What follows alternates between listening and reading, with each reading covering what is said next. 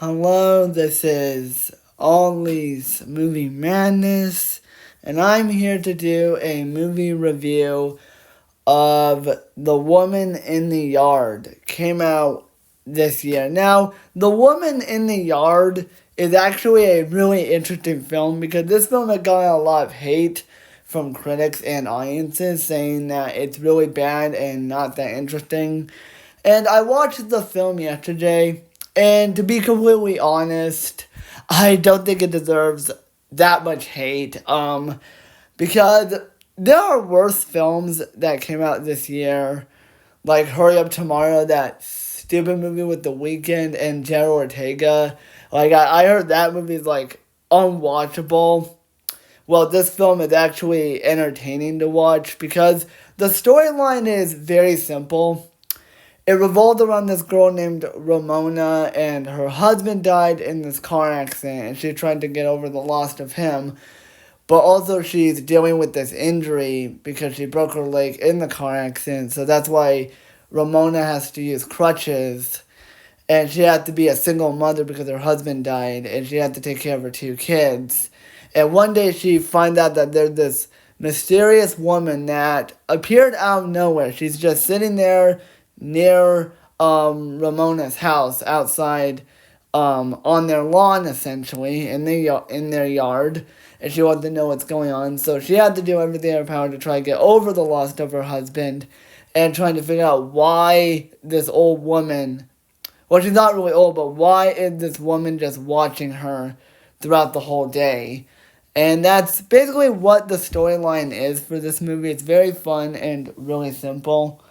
And the performances are really good. The biggest standout, obviously, is Daniela Deadwyler, Whaler, Dan Whaler, who plays Ramona and the woman, like, unmasked. And she does a glorious job with both of these performances. She does a great job playing both of these characters. You know, Ramona is a character that you really feel bad for because she's dealing with the loss of her husband, as well as she has to learn how to get over it, and she has to learn how to be a single mother. And the scenes of, like, her interacting with her darker self, because essentially the woman is like Ramona's dark side, and I thought that was like really awesome, having her interact with the evil version of herself. And the woman as the villain is really creepy, the way she manipulates her, because she actually does have good intentions, because she wants Ramona to get over the loss of her husband. And scenes involving the two go from creepy to really disturbing, and it works tremendously. I think this is one of the best performances of the entire year. And just the woman's design is really creepy. And you can tell that Daniela is having the time of her life as these characters. And again, Ramona is such an awesome character that you want her to succeed in getting over the loss of her husband.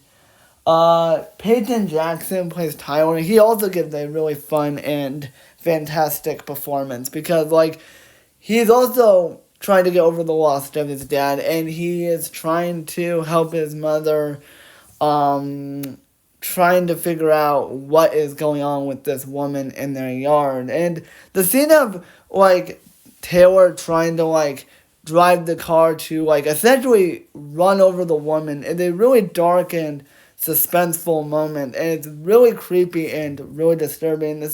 And the chemistry between Daniela and Peyton are really amazing, and their scenes of them arguing were really good and really dramatic. This also does a great job of telling a dramatic story. And Okawai, who plays the woman Mask, I thought she did a glorious job. You know, she's very creepy when she needs to be. Those whisper voices that she does are really dramatic and really scary. And the scene of her just sitting in the yard and doing nothing just come off really creepy and really disturbing. It works tremendously. And again, the woman is a really awesome and really interesting villain because she actually succeeds at her goals. She gets Ramona to get over the loss of her husband, and it's really dramatic and really fun to watch. Again, she's a really fun and interesting villain.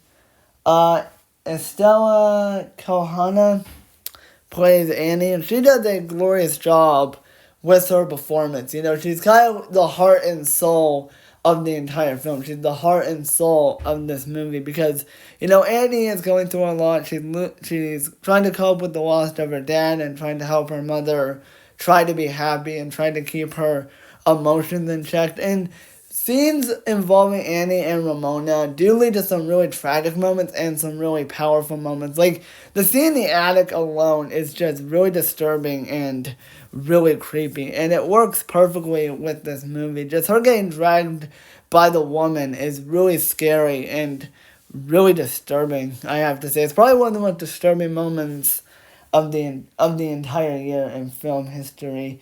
The directing by Jamali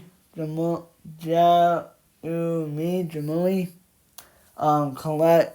He's a really talented director. You know, he directed The Shallows, Black Adam, Orphan, and Jungle Cruise. So he is a really awesome and terrific director. You know, his directing is like really awesome. How he combines this movie with horror, but also makes it kind of a dramatic thriller because again, Ramona is going through a lot, and the emotional stuff that like he pulled off is really amazing and really terrific. And it's just really fun to watch him develop this family, and it works perfectly. And I think he did a stellar job directing this film. So in conclusion, I don't think this movie is as horrible as a lot of people say it is. I thought it was like really fun, and I still think this is one of the most overhated films of the entire year because it's really fun, it's really scary, and the performances are really good. Daniela and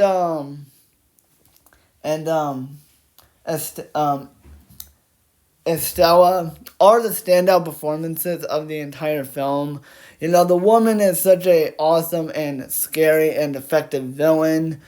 The cinematography is beautiful. Just look at the outside of the house is also really cool to look at. It's like, it kind of gives you this macabre-ish feel in the film, like really creepy and really unsettling type of film that reminds you of like an A24 horror movie.